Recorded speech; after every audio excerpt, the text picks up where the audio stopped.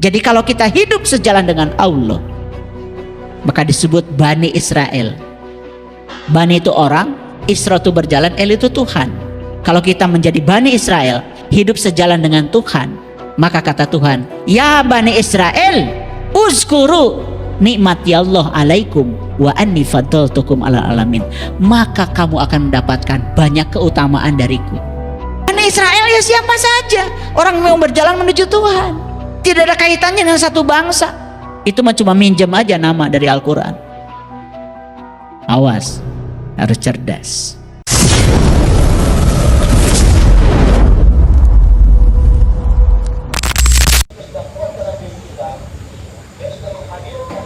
Sehingga tulang yang patah itu menjadi jelas, bisa di print out, sehingga dokter memastikan gini loh cara terapinya, gitu. Paham ya?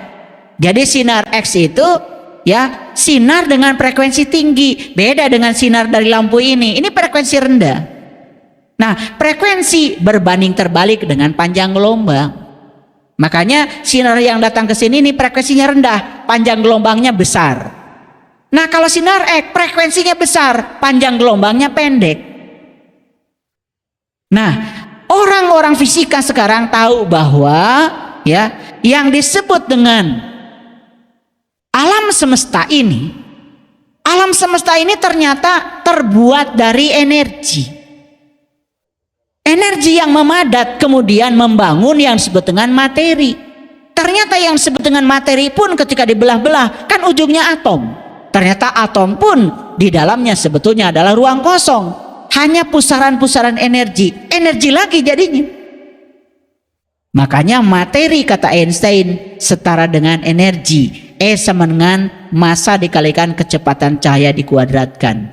Itu dalam fisika klasik seperti itu, tapi saya bicara dalam konteks fisika modern. Oke, perhatikan saya sekarang.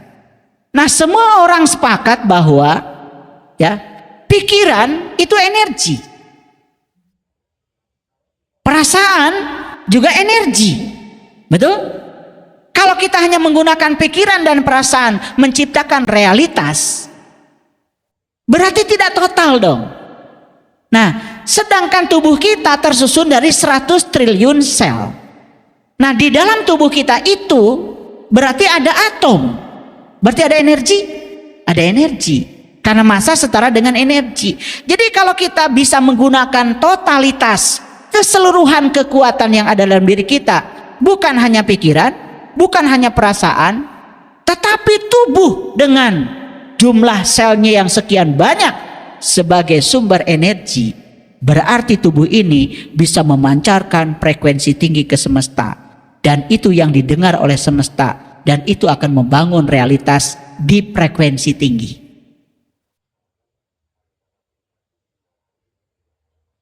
Jadi kalau begitu, bisakah kita menciptakan realitas seperti yang kita mau? Bisa.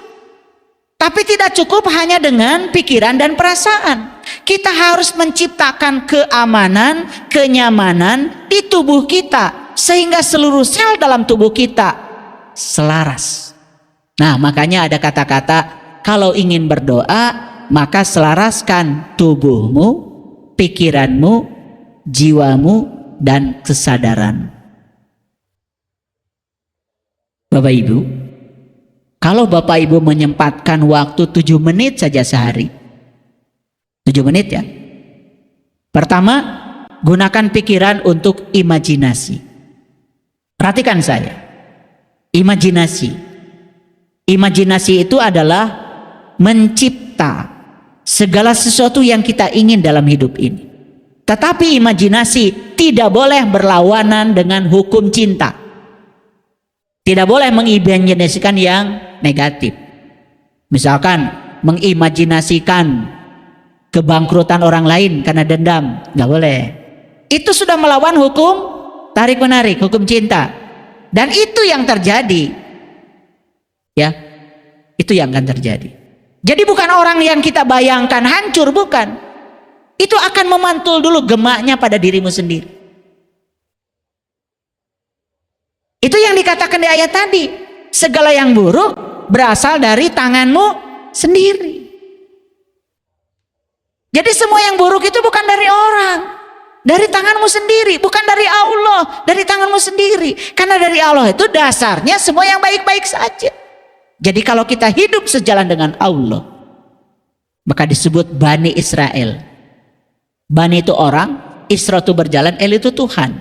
Kalau kita menjadi Bani Israel, hidup sejalan dengan Tuhan, maka kata Tuhan, ya Bani Israel, uzkuru nikmati Allah alaikum wa anni faddaltukum ala alamin. Maka kamu akan mendapatkan banyak keutamaan dariku. Bani Israel ya siapa saja, orang yang berjalan menuju Tuhan. Tidak ada kaitannya dengan satu bangsa. Itu cuma minjem aja nama dari Al-Quran. Awas, harus cerdas. Paham sampai sini? Ya, siapkan waktu 7 menit setiap hari. Gimana caranya? Perhatikan saya. Nanti kita praktekkan ya. Caranya apa? Pertama adalah imajinasi. Yang kedua, semua yang diimajinasikan itu dirasakan seolah-olah itu sudah terjadi. Oke? Jadi menciptakan akibatnya duluan. Ya, di muka, bukan di belakang. Nah, tetapi di saat yang sama, tubuh kita harus dalam keadaan aman, nyaman, dan tubuh kita sedang memproduksi hormon-hormon positif yang membuat tubuh kita memiliki keselarasan dengan pikiran dan perasaan kita. Gimana caranya? Disitulah pentingnya, sebelum dimulai, lakukan dulu olah nafas. Jadi kesadaran nafas kita ini harus dibangkitkan dulu. Ketika kita menyadari nafas, apa yang terjadi? Kita terhubung ke bagian dalam dari diri kita yang namanya pikiran bawah sadar. Di situ kita sedang menanam benih realitas baru yang sedang diciptakan pikiran dan perasaan secara berulang-ulang, dan itu akan dipancarkan ke seluruh semesta. Itu rahasianya.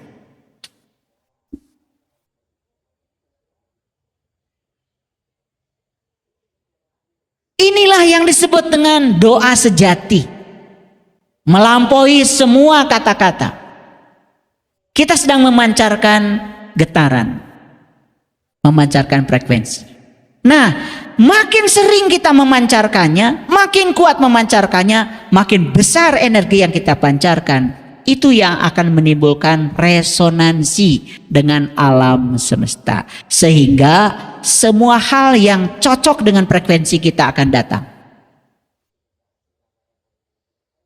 Maka resonansi itu apa? Ikut bergetarnya suatu benda akibat getaran benda lain, karena ada kesamaan frekuensi. Nah, kalau yang kita pancarkan dari sini adalah yang negatif, yang datang yang negatif. Yang dipancarkan frekuensi tinggi yang positif, yang datang yang positif. Jadi kesimpulannya, kenapa dalam hidup kita banyak hal negatif yang datang? Gak usah disangkal, karena kita lebih banyak memancarkan frekuensi yang negatif. Paham ya? Oke. Bapak Ibu, unsur pembentuk Bapak Ibu dengan saya sama nggak? Sama. Saya terbuat dari tanah, air, api, udara yang sudah menjadi aci, yang sudah menjadi saripati. Saripati dari sinar matahari, saripati dari tanah, saripati dari air, saripati dari udara, semua sudah menggabung menjadi apa? Menjadi rasa pada makanan. Dan makanan itu disantap oleh ibu bapak saya, sehingga bapak saya mengeluarkan yang namanya mani, ibu saya mengeluarkan yang namanya manu, yang disebut dengan ovum, yang disebut dengan sel telur. Karena cinta kasih kemudian dipersatukan. Itu bibit awal tubuh saya. Oke? Dari semesta yang sama dengan Bapak Ibu? Dari semesta yang sama. Dari bumi yang sama? Dari bumi yang sama. Jadi Bapak Ibu dengan saya sama nggak unsur pembentuknya? Sama. Awas, jangan merasa beda. Nah sekarang Bapak Ibu dengan saya tinggal di ruang yang sama, tinggal di ruang kosong yang sama, tinggal di energi yang sama. Setuju? Jadi sebetulnya unsur dasar pembentuk kita semua sebetulnya sama. Tetapi kenapa hidupnya berbeda? Nah, sekarang mengerti ya kenapa hidupnya berbeda. Makanya ayah hirup, saur orang Sunda mah, ayah hurip.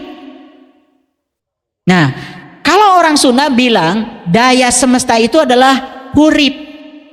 Hirup teh sabab ayah nu hurip. Makanya ada kahuripan, ayah kahirupan. Makanya hirup itu karena diberi daya oleh Sang Maha Hurip. Jadi karena ada daya. Jadi Bapak Ibu perhatikan saya, daya yang mengalir dalam diri saya dengan daya yang mengalir pada Bapak Ibu sama? Sama. Kenapa? Karena kita mengambil energi dari ruang kosong yang sama lewat nafas. Apakah kita semua diberi waktu yang sama 24 jam? Sama. Nah, terus yang membedakan kita apa sebetulnya?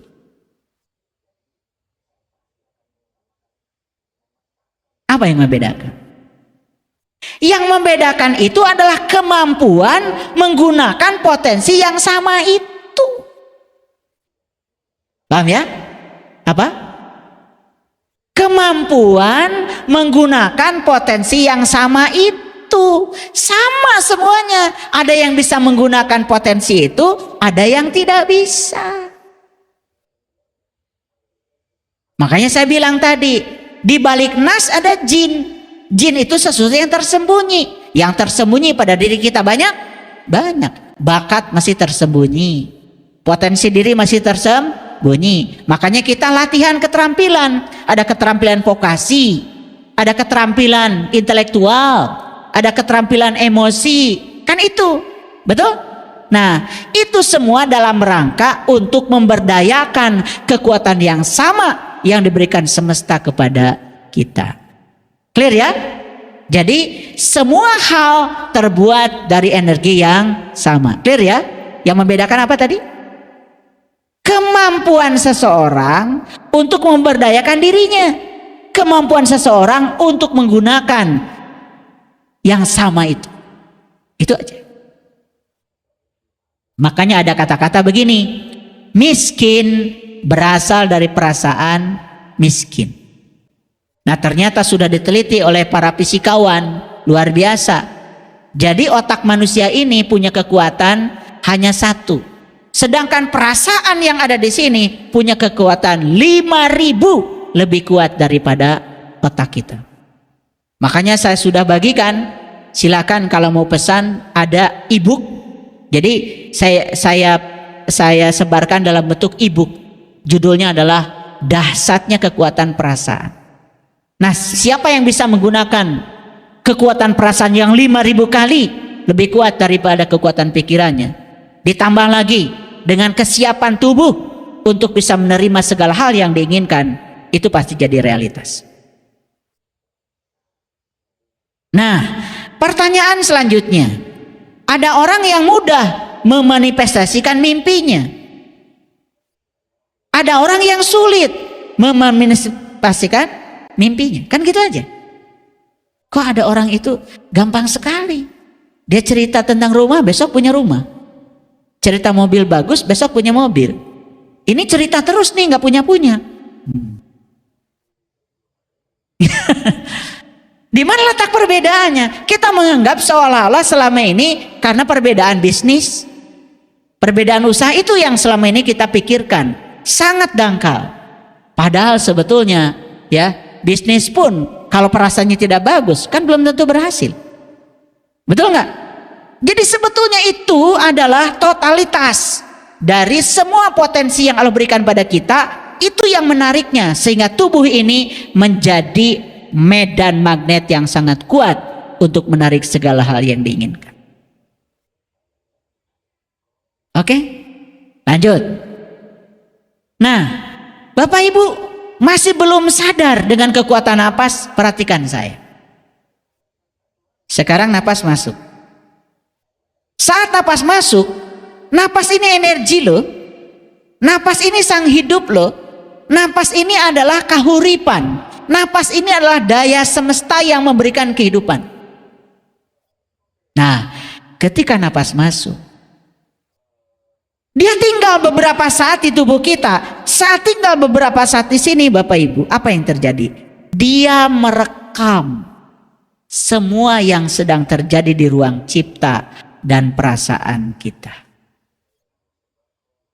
Makanya saat napas keluar ke ruang ini, dia sudah membawa seluruh rekaman di ruang cipta ini dengan napas yang dibawa keluar. Kebayang gak Bapak Ibu? Bapak Ibu di ruang ciptanya sedang memikirkan keburukan orang.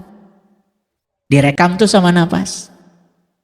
Nah tadi saya sampaikan, sedangkan yang namanya pikiran itu adalah energi. Ulangi. Setiap energi akan memenuhi hukum kekekalan energi. Pernah dengar hukum kekekalan energi? Ya, saya sampaikan. Barangkali lupa ya. Pernah belajar IPA dulu waktu SD? SD-nya di mana sih? Bingung saya. Belajar IPA nggak jelas, belajar agama apalagi. Kerjanya cuma nyalahin orang aja. Lihat saya semua. Hukum kekekalan energi berbunyi, energi itu tidak bisa diciptakan, tidak bisa dimusnahkan. Awas ya, tidak bisa dimusnahkan. Energi itu hanya berubah bentuk dari satu bentuk ke bentuk yang lain. Contoh, energi listrik nggak bisa dimusnahkan, hanya berubah bentuk menjadi cahaya, menjadi gerak. Sekarang jadi mobil tuh, listrik. Jadi kipas angin bisa bergerak, ya. Jadi gerakan blender di dapur untuk melembutkan bumbu, ya kan? Oke, sampai sini ngerti. Nah, sekarang perhatikan saya. Kebayang nggak? Di ruang cipta ini sedang memikirkan yang negatif. Energi bukan itu? Energi. Nah, energi yang dari sini kan tidak bisa dimusnahkan. Sekali kita memikir yang negatif, nggak bisa dimusnahkan. Maka energi yang negatif yang terjadi di ruang cipta ini dibawa infonya oleh napas ke ruang realitas, dirubah menjadi kenyataan dalam bentuk yang berwujud. Waktu di sini belum berwujud, tetapi jadi berwujud. Hukum kekekalan energi dipenuhi. Karena apapun yang terbesit di sini sebagai energi negatif tidak bisa dimusnahkan. Kebayang nggak Bapak Ibu ya? Tiap hari mikir apa? Kebayang nggak? Kebayang nggak ruang di mana Bapak Ibu hidup ini kotornya kayak apa? Terus menerus kita mengotori ruang kehidupan ini, ruang kesadaran ini. Karena di sini memproduksi apalagi. Habis memproduksi yang negatif, keluar lagi kata-kata yang buruk. Mencemooh orang, menghujat orang. Dikiranya buat orang lain. Semua akan kembali kepada dirimu sendiri.